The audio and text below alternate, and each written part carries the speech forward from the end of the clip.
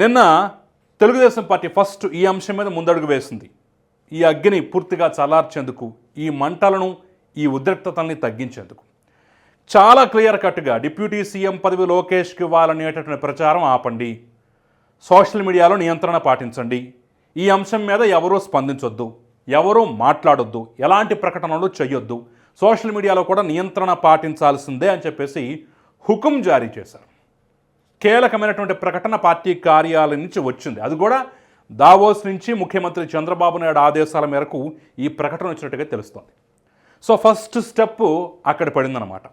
దాంతో అటువైపు శిబిరం పూర్తిగా ఆగిపోయింది. ఇటువైపు శిబిరం కూడా ఆల్మోస్ట్ జనసేన శిబిరం కూడా దీని మీద పెద్దగా కామెంట్లు ఏం చేయట్లేదు.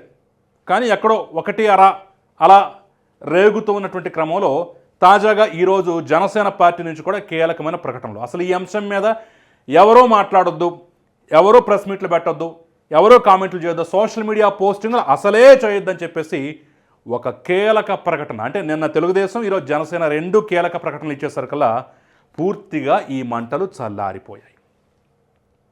బహుశా దాదాపుగా 99% శాంతి నెలకొన్నట్టే.